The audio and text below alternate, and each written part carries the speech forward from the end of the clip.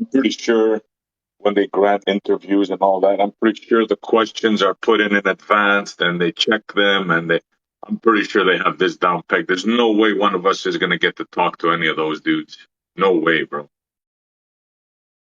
Duly acknowledged, yeah, for sure.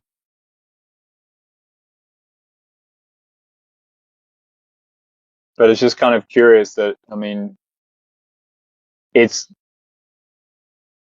they've got a thumb on the notion of like acceptable reality. The arc, what's the window thing? The Overton window. Like they seem to have a thumb on like the measure of the Overton window of acceptability of reality.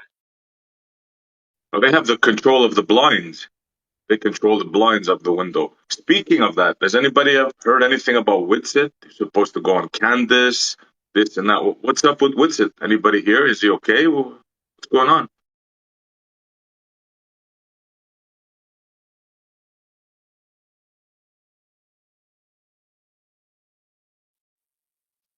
I don't think anyone wants to talk about it, dude.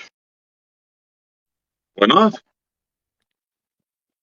There's some controversial kind of things, rumors floating around, which I don't want to bring up. Well, that's what we should bring up. Please bring it up. Yeah, for sure. What do you like? What do you hurt? Nah, it's personal stuff, like home. If it's personal, Okay. then yeah, that's a whole Well, then Home different why stuff, mention it yeah. in the first place? Okay, like, geez. Yeah, if it's personal, I wish him well, and yeah, get Yeah, this stuff I think together. that's the reason he's quiet, though. So I don't think Well, I will say, I mean, the last time he was in here, from what I remember, and it's on the recorded live stream, if someone wants to go back and find it. But he was, as far as I know, it was the last time he was. I talked to him in here. I think was he had said something to the effect that, like, we were talking about sort of the, like, what Jaron was doing and this and that, and he did say something to the effect of, I'm not trying to quote him here, but that he was thinking maybe of pulling back and taking a little bit of a break, and he said something like, well, he's like, I know it's kind of a, in terms of the timing of this, to take a break after we just went, and then Jaron's doing this, so he kind of said he realized like the timing, maybe the trolls are gonna try to say things or whatever, but it did sound like he was sort of saying that he was maybe gonna just take a break a bit from things and just kind of pull back, maybe on his whole channel, I guess, because he's still done a few streams. I think, like, if you look on his channel, he's done a few, and then he did that debate con thing where he debated there. But yeah, I haven't heard anything about the Candace Owen thing, like Owen's show, if he's going to be on there. I haven't heard anything of that. I guess he did pop up on this was still a while back, maybe though, a month and a half ago maybe, but there was something where he was on I think something on Twitter, and then there's a clip of it, I think New Perspective has it, where he was saying that maybe he's going to debate Jaron or something. So there was like that discussion Oh yeah. thing. But yes, I mean, as far as I know, he is kind of taking a bit of a break of sorts, just from things. It sounds like, I mean, just from what he had said here last time, and so I think that could be. I know in the past, I mean, I realize he just went to Antarctica, and I'm not trying to speculate as to why or why not, whatever. But I will say in the past, like, he has taken breaks. Do you remember SC? Like, I want to say, let's say, 2 years ago, he probably was, took like a 6 month break where we didn't see him at all, for 6 months, and that was 2 years ago, when it was things were way different. And then he just would, and then he came back. Maybe 6 months is long. Maybe it was 3 months or four. And then he would come back and he'd be here like every day for like the next 4 months or something, or the next 6 months. So I don't know. I'm just saying it's not really outside of his general patterning over the years. So just saying that in general. Yeah, if it's something personal, I wish him well, bro. If you're listening, I wish you well, and do what you got to do, bro.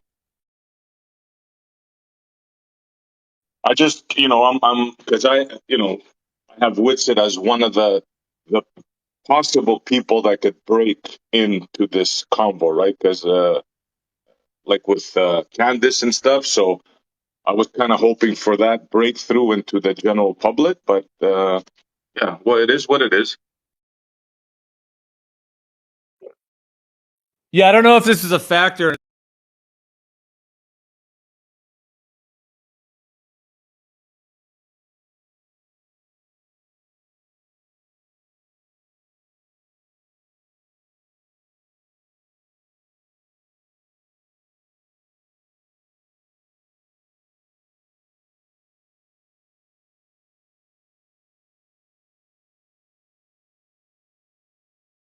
speculation, and I mean this is all just kind of public stuff, like not personal, just in terms of this. But I mean, they were obviously the two kind of flat Earth ones that were like had been in the community. The filmmaker nobody really knows, and then the Lisbeth. I know that she's got her friends on her the channel that they're on, the Clubhouse channel, but at the same time, like not as much of the wider community necessarily knew her. Although I guess now she's on Mark Sargent, or she was on Mark Sargent's show, and I think she's like somebody said she's a co-host now, so I guess she's or something to that effect. But anyways, but I'm just saying my point was no, like I think Lisbeth is that the case? She's like a host with Mark Sargent, or she was on Mark Sargent's show, and then there was talk that she was going to be a co-host or something, but I'm not sure on that. I guess I don't really keep up with his channel. But no, my point was actually, sorry, it's long-winded. My point was just to say basically with Jaren and Witsit, just that the fact that Jaren, let's just say, is doing what he's doing or did what he did.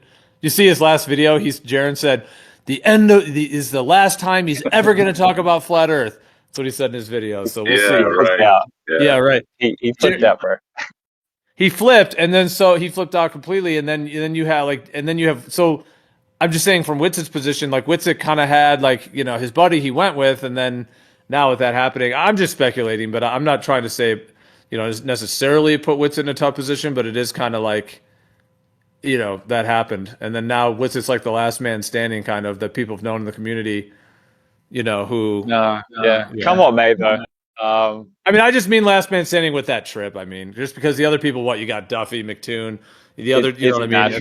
And then Jaren flipped. That's all I mean, just in that sense of it.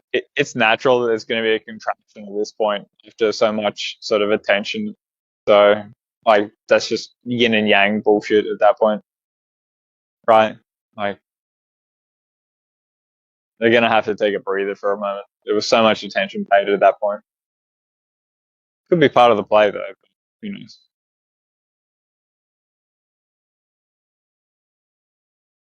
Being aggressive towards who, Duffy? Well, then there's this. If you want to answer that, well, I was just gonna say, then there's this documentary coming out potentially. I guess we don't know when, or does anyone know when? But so I don't know whether there's certain things that are being waited until that comes out. Like if they're going to be on, or something, or planned for that. Or whether it's not a big deal, or whether it's not even going to come out soon. I guess, but that's a question, like if there's some kind of maneuvering, just in general maneuvering. Sorry, you. No, I was going to say, Witsit and Jaren were going to have like the final say, like the final cut on that, weren't they? But things must be a bit different now, I suppose, with Jaren tuning in. Yeah, do they have their final cut separate? It's not a joint final cut, is it? Or yeah. So I'm thinking. Like they get their own cuts for themselves, I would assume. Like they can each decide. Yeah, presumably, yeah. Their own part. It should be independent. Like the documentary would hence like very sort of restricted in that sense, right? Well, do you remember that whole thing? See, that's the thing. Jaren and Witsit, like in general, Jaren and Witsit were like on the same team, so that's why they were like, yeah, we're not going to let them represent us. We're not going to let them represent us. Like that's that dude. Like, you know what I mean? And now it's like, okay, Jaren. Like now, Jaren might be going like to the dark side to where like he will want to, and then where does that put Witsit? I don't know. It's all speculation, but yeah. I know, but like there was so much emphasis put on the fact that they had control of the rights to the final document. I really do think that potentially, I mean, if they ever did produce anything, they'd just get steamrolled. Like. I don't know what kind of world that they think that legal aspect would necessarily work. I could imagine a complete steamrolling. Well, this is like an epic battle, bro. This is like an epic battle. Two long life friends go to a place, see the same thing, and come back with different opinion. Like this is like a. It's biblical. You know what I'm saying? This is big. Yeah, it's like a rite of passage. It's like they call it a rite of passage. You come back a changed man kind of thing. Yeah. Like, these three boys went out on this journey and they would come back men. Exactly. That kind of a framing. Yeah. We went, we saw, we learned. Yeah, we went, we saw, things changed. We came back, weathered. We came back weathered men. We came in boys. We came out strong men. Yeah, The, it's kind of the classic. generations after us are going to be reading about this story. I see. Yeah, kind of What like the happened golden here. fleece, right? Yeah. Yeah, for sure.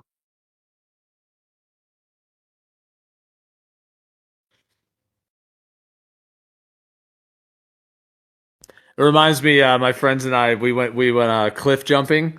So, and one of my friends is like a filmmaker. Well, he What? does film stuff. I mean, not he's Cliff not a big jumping. he's not a yeah. The friend of mine, he's not like a big time filmmaker. He just works at like a small little kind of digital art studio thing. But nonetheless, he can put together little clips. But yeah, so we were cliff jumping, and then he filmed it all, and then he made a little montage out of it, and it kind of has that theme, like you're saying. It has this like spiritual music, and it's like, you know, you know, it doesn't say boys turned into men or anything, but it is kind of that theme of it. It's like, they went out, would they all succeed kind of thing, because it was like there was the highest cliff, the one that's the highest peak. And so it was like which ones of us were gonna like go through the rite of passage kind of, to do the jump. Classic And trope. then Yeah, for then sure. he's the only one who didn't do it, the filmmaker. So it's kind of like he like kind of narrowed himself out as a joke, like that he didn't do it. But he had a kid on the way, and he's like, "Dude, I'm not risking jumping off a high cliff." So it's understandable. But anyways, I just brought it up So because it you had went. that same kind of What theme. is cliff jumping? You go up to a very high cliff and you just jump off it into the water. You you. Oh, okay. Like okay, diving. Yeah. Well, I mean, I did. Yeah, it's like jumping. You still go kind of feet first, like you're not necessarily head first. You could go head first, but yeah, I just mean, I've done jumping it. off. I have participated. Yeah, for sure. This is It's one of those like things cliff you jump. ask Richie, like, why? Why do you want to jump off?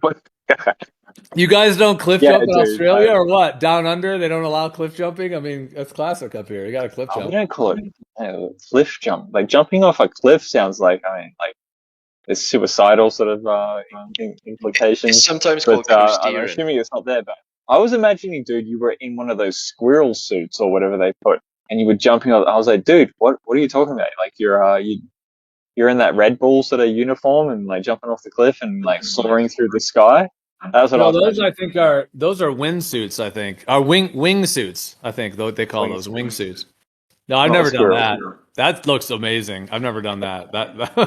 That is incredible looking though. That wingsuit, those wingsuits. Yeah, No, cliff cliff. jumping can also be called co-steering. Oh, okay, interesting. Right? I think that involves kind of going in caves and stuff as well as jumping off shit, Oh, is that like spelunking, like that word? Maybe. That sounds weird though. Yeah, no, that does What sound weird, the? but but it is a What word. I just think happened? spelunking is like going into like, yeah, kind of caves, but I think it might involve a little bit of some jump from some heights. You spelunk into a blue hole, a blue water hole or whatever. Yeah, I jumped off some cliffs. I don't know. What's your highest? Yeah, so this one, it's about 90 feet at the highest one, which I know some people do more. Like there's crazy people out there who do, but 90 is a lot. Like the ones like there's low ones at 40 feet. There's another one about 55, 60, and so there's sort of several levels. And when you do like the 41, it's still intense, but it's fine. When you go to 55, 60, that's a trip in and of itself. Like you definitely start to hit some like closer to terminal velocity kind of thing as the water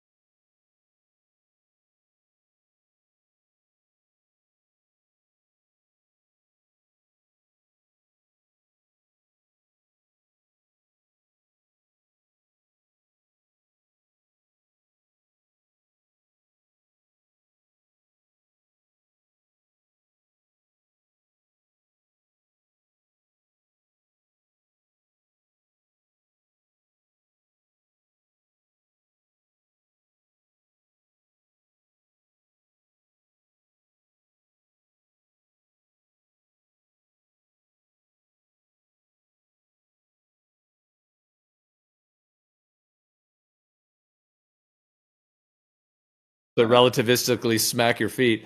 But then going up to the 90-foot one it's intense. Like you definitely could hurt yourself if you. It's like hitting pavement when you hit that water. It's definitely it's like another level. Like that extra 20 feet or 30 feet to go up to 90 is you definitely I'm hit trying like to do the a meters. higher top. I'm trying to do the meters calculation in my mind, but it's not working. But yeah, it's pretty high.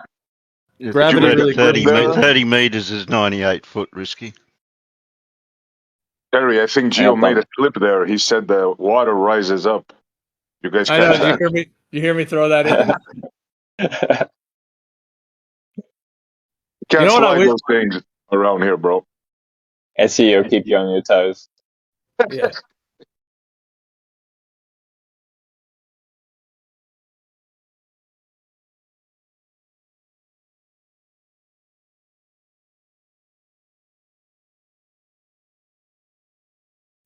He pulled a Dell on us there.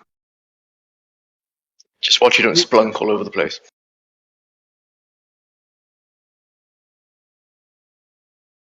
Yeah, let's see. I just looked up the word spelunking. The exploration of caves. Okay, so it's more caves, but I thought it was also like water caves. But I guess spelunking is kind of more. There's caves in water. Okay, it's all right. They call it potholing as well in the United Kingdom and Ireland. This is they call it potholing. Do you guys remember when there were some guys trapped in Thailand and Elon Musk wanted to go splunking to save the day? Yeah, I remember that. He wanted to build a thing or something or other. Yeah. Didn't he end up insulting all the people that actually did do the saving? Probably Yeah, figured out controversy. a way that they should have done it. Yeah, sounds like him. I think he called them pedophiles. No, he was called Oh, a he did. pedophile by the other people. Dude, would you guys trust Elon Musk with your children? Like just to watch your children for the afternoon? Would you even trust that man? That's taking back Eden question right there. Okay. I know. Let me ask you a question. Would you trust your children with Elon Musk? Okay. What's going on? Do you guys That's prefer a bit apples of or a- oranges? It's a bit of a weird question because I mean I don't trust anybody with my kids. Well, that's Well, bad but if it's news like a as well, family right? member, I mean, family member or a friend, probably, right? Family member, even family members, you always gotta watch out to, man. Oh shit! Really? Okay. Well, there are that's like, I'm not speaking for anyone's family in particular, but yeah, there can be lurkers in family systems that are, yeah, it's a classic thing, the uncle or that's whatever. the darker side of a conversation, but I don't know. Like most of my friends and family, I'm like, yeah, it's pretty good. I don't know. Like, what are you worried about? I don't even want to ask that question. Okay, my bad.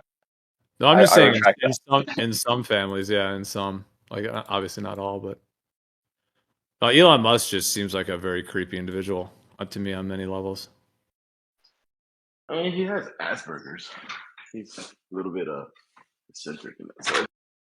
Well, didn't his wife like? There's a story out there. You can go look it up. Was it the wife said that like what his evil side came out a couple of times or something, or like it was during like an interview with like she was there.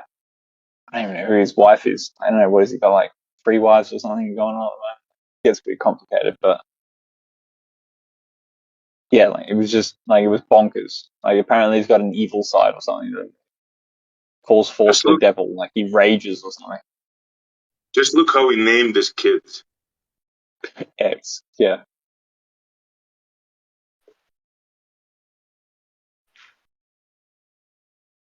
Who names his kids after numbers and symbols? What's one of his kids' name? D9 something, or it's like, really, dude?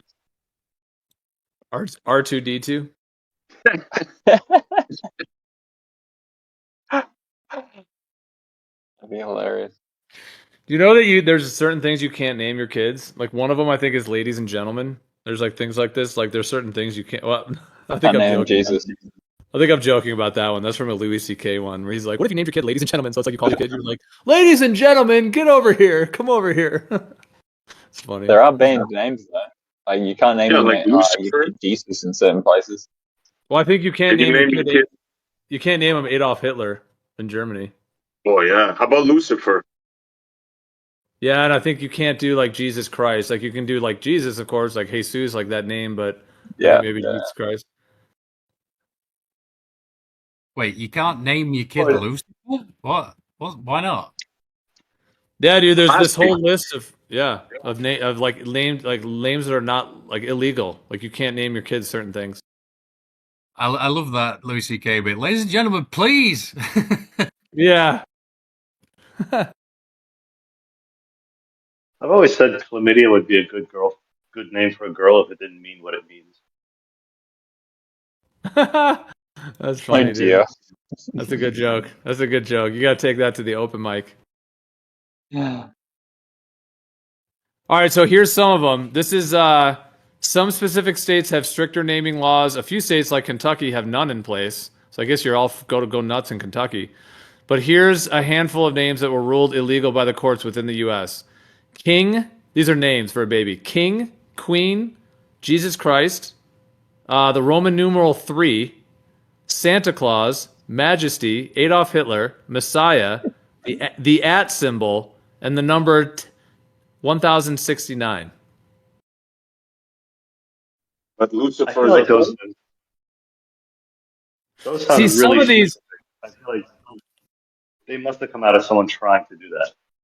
Well, I know, and then there's this whole exactly now. There's a whole additional list. You look if I read these are in different countries. Chief Maximus in New Zealand, RoboCop in Mexico, Sex Fruit in New Zealand, Linda. What's wrong with Linda in Saudi Arabia? Snake in Malaysia, Friday in Italy. So my guess is that Islam in China. You can't name your child Islam if you're a Chinese. This crazy. Oh, Osama bin Laden in Germany. Yeah, it almost seems like these are a joke, but this is saying that in other countries these are ones. I mean, this is technically some like News Channel 8 like website or whatever, so I mean it's like somewhat mainstream. But here's 007 in Malaysia. So my guess is that it's what you just said. Like if and here's a full list of them. It says. My guess is what you just said. Like if someone tried to name them that, and then for some reason there was some upset about it, and then it got added to a list, to where now it's on there or something. That's official. What is your name, sir? Lucifer, the Dark Star. How about this one? Just Devil in Japan. You can't name your kid Devil. I posted that link. Look at all those ones. It's so weird. Some of those are Monkey in Denmark. Cyanide. You can't name your kid Cyanide. That'd be kind of a cool name. Yeah, what's up, Cyanide? I've been reading about Saturn and Satan, Lucifer as Mars, and according to the Greeks, Venus. I'd like to read a bit of that if we ain't got a conversation going. But I just seeing as you're up, Gio, I don't know why you're up at this time. You must be really early for you. But yeah, I mean, you're pretty good with the astrology bit, aren't you? He dabbles. He dabbles. Yeah, known to dabble. No, been working with it for many years. Well, Yeah. what do you think about Lucifer as the as Mars, but in Roman and Greek cultures it was always Venus, wasn't it? The morning star or something like that, the light bringer. Venus being the brightest thing outside of the sun or the moon. Do you know anything about that? You mean like how Lucifer connects in with astrology, basically? Yeah.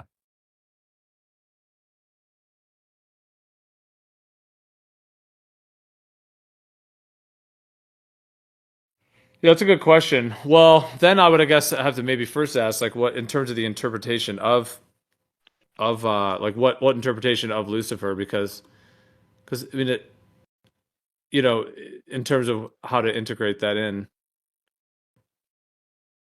like I guess I'm saying first, like what is your kind of usage of Lucifer in this case? Because there is like the connection to Prometheus.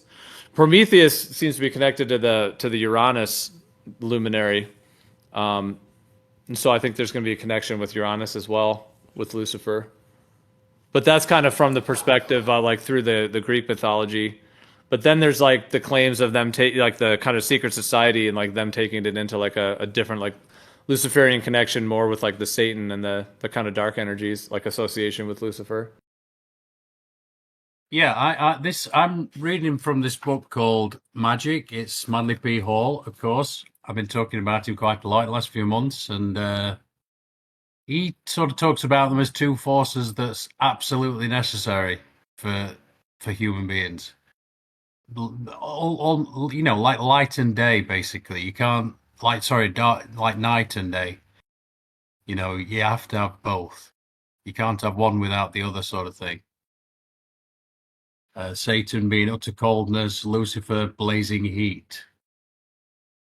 It's super interesting. And yeah, if we ain't got a conversation or a topic, I'd like to actually read this a little bit, but it doesn't have to be now. I just wondered what you could bring to the table, Gio, because I know you know your astrology a little bit.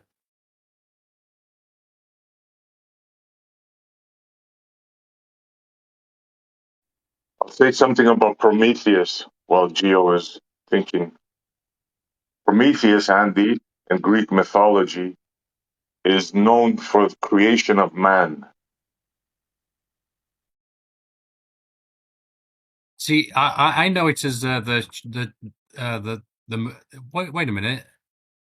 I'm just thinking. I thought it was the ship in the Matrix, but now now I'm thinking about that. There's a movie called Prometheus as well, right? Yeah, I mean, yeah, the connection to Lucifer. I mean, I know like offhand I can mention because like Lucifer is like I said like connected to Promethean like Prometheus in that in that traditional kind of usage of it. And I'll read this right here. Actually, this is from a particular site, but it says to the Greeks, Prometheus created mankind from clay, which is what SE just said, and then defied the gods by stealing their heavenly fire and giving it to mankind. This is a common myth that shows up in many cultures. A god breaking ranks with his fellow gods to intervene and elevate mankind to their inventive and intelligent state, resulting in civilization, science, technology, and the cultural arts. So, like that whole archetype right there is. So this is something that's Rick Tarnas, one of the professors I studied with at my grad school with this. He actually wrote a book called Prometheus the Awakener. And in that book, he basically defines how the naming of the luminary Uranus, which is Uranos, he's actually claiming is mislabeled in a sense within the whole mythology because Uranos, it has to do with like the skies. So it has some connection to the actual like archetype of Uranus itself, like how it actually functions in the world. It has some, but he claims that really Prometheus is much more accurate because of that. Like the Uranus archetype is connected to like inventions and breakthroughs and that kind of thing of like stealing fire from the gods to liberate humanity because Uranus is connected to like inventions and breakthroughs and revolutions, like the whole 1960s, all the revolution. There was a Uranus was aligned with Pluto, and Pluto tends to really intensify whatever it comes in contact with. So in this case, it's intensifying the Uranus, that principle of rebellion, revolution, and then you get the whole era of the 1960s, for example. So anyway, so yeah, in that book he wrote, Prometheus the Awakener, he makes a full case for how for how Prometheus is actually more kind of accurately fitting to what we see when things align with Uranus in terms of that revolutionary breakthrough energy that comes with that. I'm seeing also that just asking ChatGPT that they've switched from Venus, which would have been Lucifer in the Roman and Greek culture. Maybe it's through the Christian. I don't know why they've changed. Maybe somebody can enlighten me. They've changed it's now Mars, and Mars is now associated with Lucifer, and he's also associated with sort of an aggression principle and a war and all that stuff. Would that be right, Gio?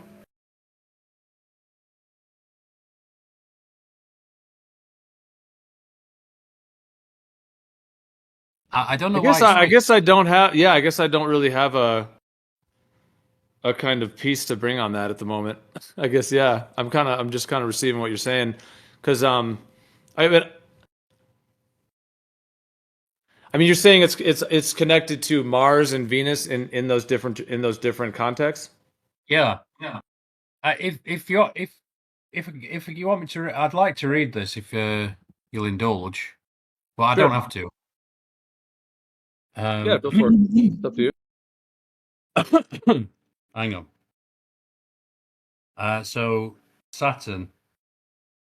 So it starts. Satan is the spirit of caution, prudence, and when perverted, negation.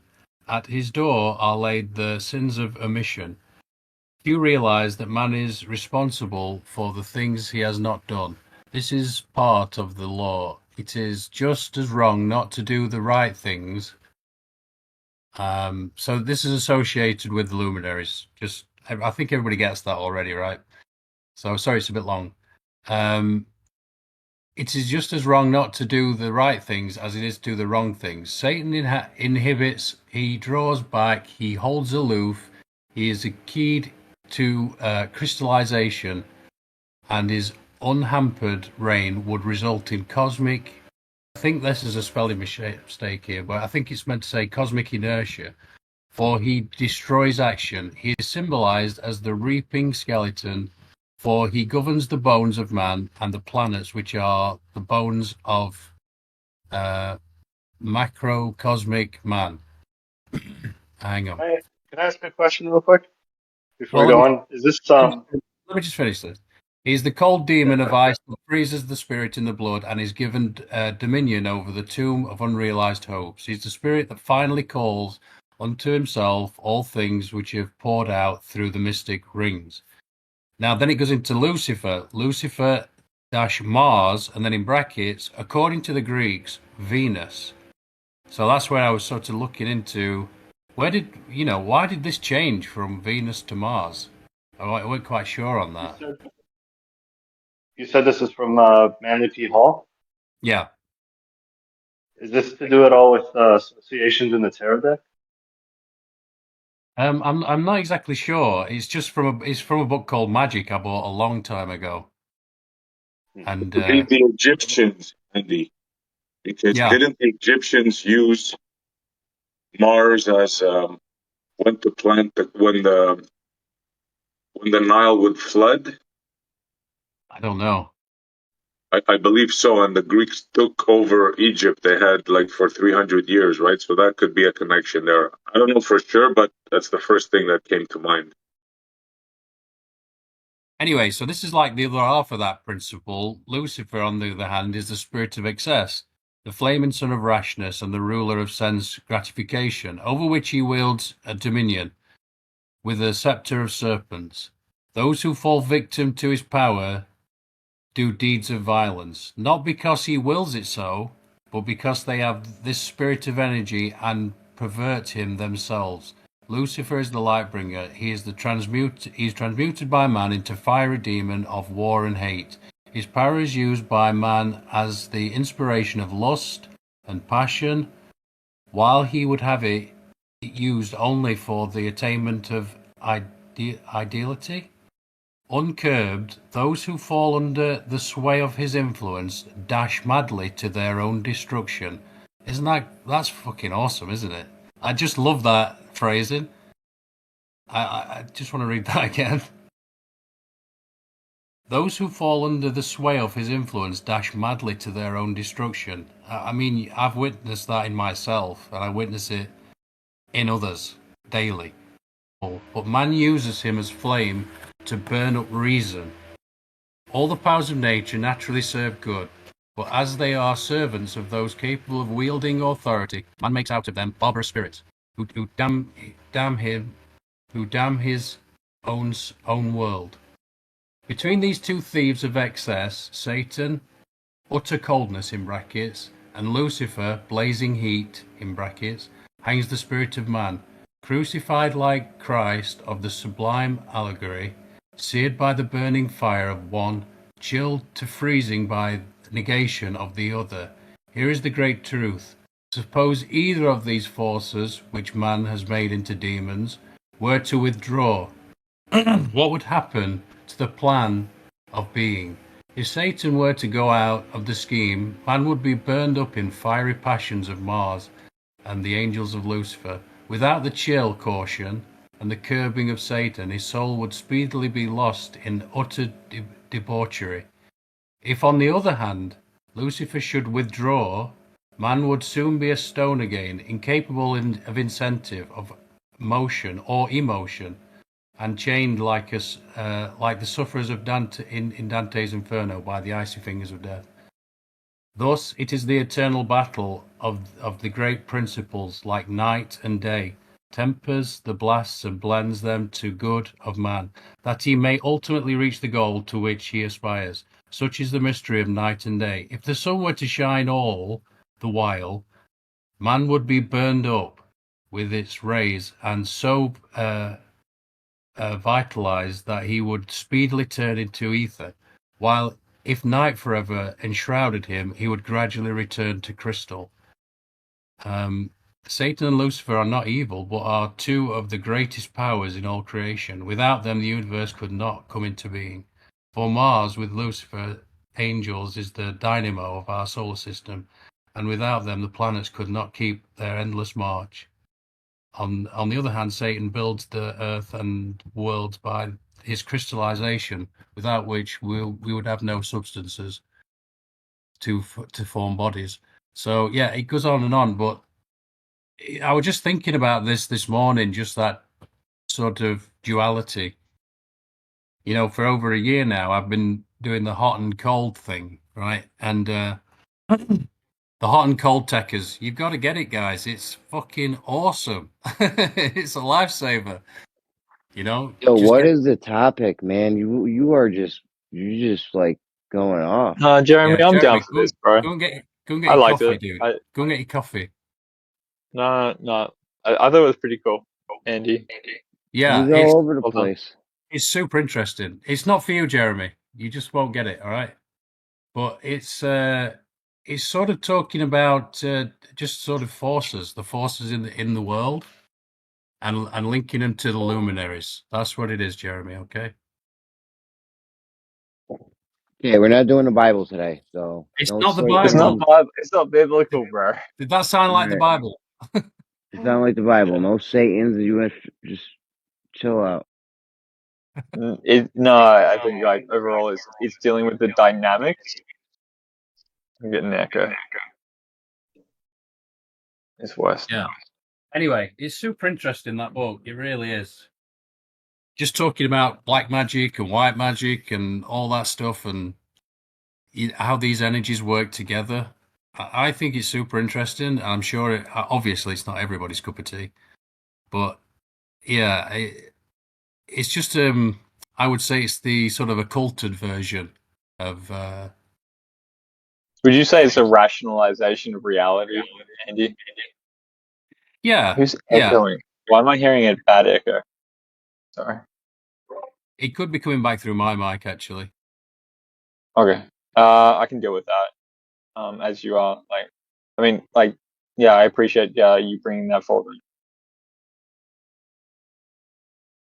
So it's a rationalization of reality. Like I've often heard the Islamic sort of faith described as a legal sort of dispute.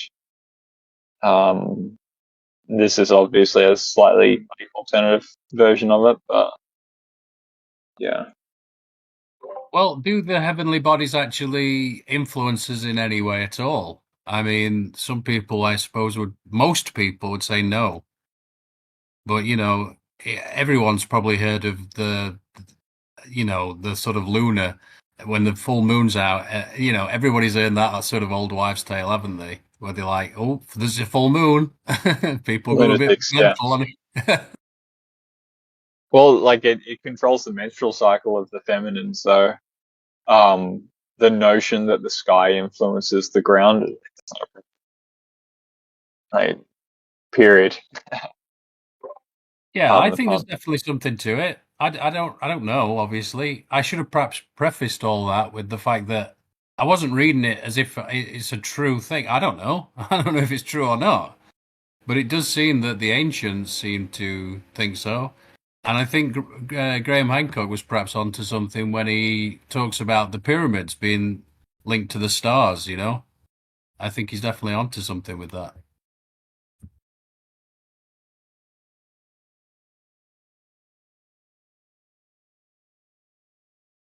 Yeah, I haven't gone back and thought about the Graham Hancock sort of interpretation, right? Like what is it? We've got this sort of version of history essentially that we're disconnected from. That essentially, I mean, at that point, he's acknowledging fake history, but this is the thing: like, as soon as you acknowledge fake history, you're in a quagmire. Like, as far as like the ability of the present to impose an interpretation of the past. And yeah, I mean, it's Back to the Future at that point. Well, it seems pretty clear that we can make a positive claim that the powers that be have certainly gone out of the way to occult the ancient um, views of how they saw the world. Anyway, they've put forward certain narratives. Don't get me wrong, but you know, we still have the remnants in these megalithic structures of, like Stonehenge, for instance. There's a certain amount of stones there that were original. Like most of them have been moved and fucked around with, and etc. etc. But there are a couple of stones there that are original, and the two original ones at a certain time of the year, I think it's the winter solstice. I'm not 100%, but they line up perfectly with the sun. The sun comes in between them, so Yeah, sure. And what's there's interesting loads of about structures Stonehenge like is like that on Earth, right? there's heaps of henges, bro. There's henges all over the place. Like, this is no, That's yeah. like yeah, Yeah, there's the stone circle type structures. I always forget that word, what they call them. It'll probably come to me in a minute. Um, what's that word? There's a word in there. I can't remember it. But there's thousands of them in the UK. In just a couple of miles stretch in Ireland, I think there's like 1,000 of them.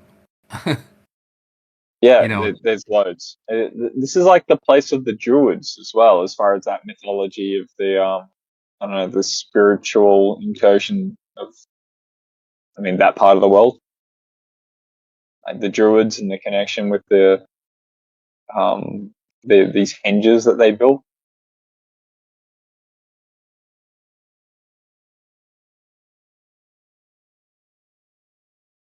I think there's definitely a break that occurred, right, from like we've got these buildings and structures that seem to align with the sky, and then for some reason we became very sort of disorientated. I mean, if you're to take history at its word, dark ages, whatever you want to call that, and they, you know, now all of a sudden we're paying attention to the sky again. I don't know, like this is my experience as well. oh, that ship from the Matrix, I think it was called the Nebuchadnezzar. I think I fucked that up. I said it was Prometheus. I think it was called Nebuchadnezzar. Anyway, that Are word I you? couldn't think of, I just asked ChatGPT, is cairns. CAIRNS. Cairns. I always forget that.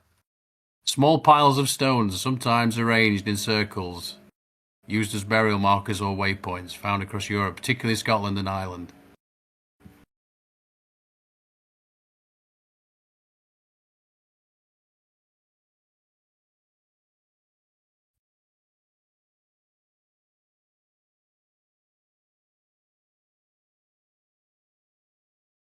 Yeah, thank you, Rupert Crowe. I kind of wanted to carry on. Rupert Cow, sorry.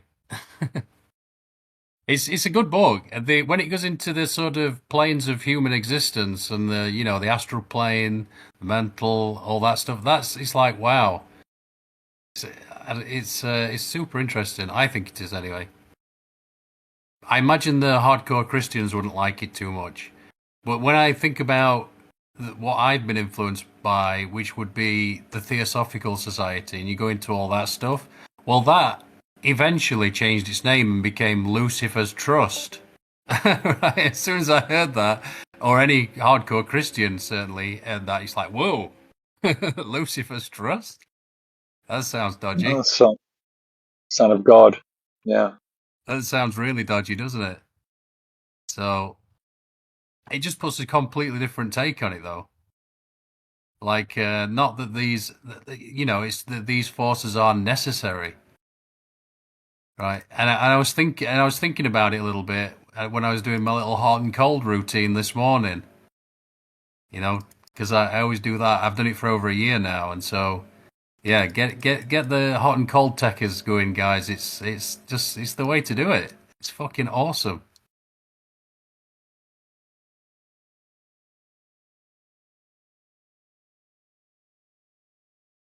Although the shower's like they call it an Arctic shower for obvious reasons because it's fucking freezing cold, but they haven't got a plunge pool. I wonder if I could do that.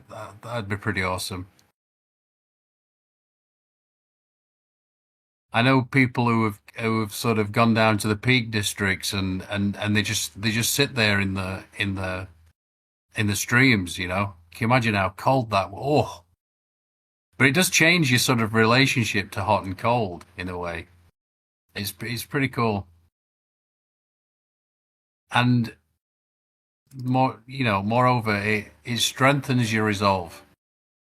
And yeah, who doesn't need more of that these days?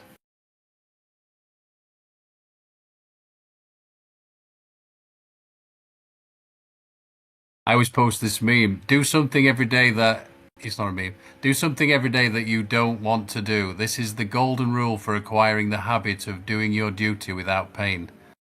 This is Mark Twain. Yeah, that's what that does for me. I sometimes jokingly say to people, "This is my penance." But the weird thing is, the more you do it, the more you get used to it, the easier it is. I don't know.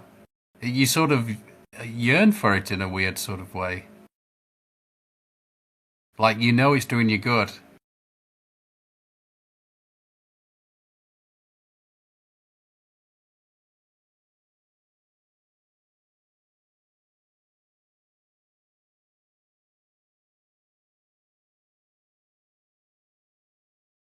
Oh, I'm just reading this on ChatGPT. It says the later Christian tradition redefined Lucifer as the falling angel, shifting its meaning away from Venus.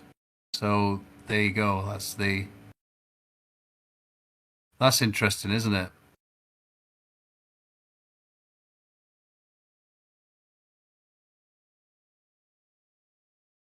While there is no direct connection between Lucifer and Mars, modern interpretations sometimes associate Lucifer's rebellious nature with the material qualities of Mars.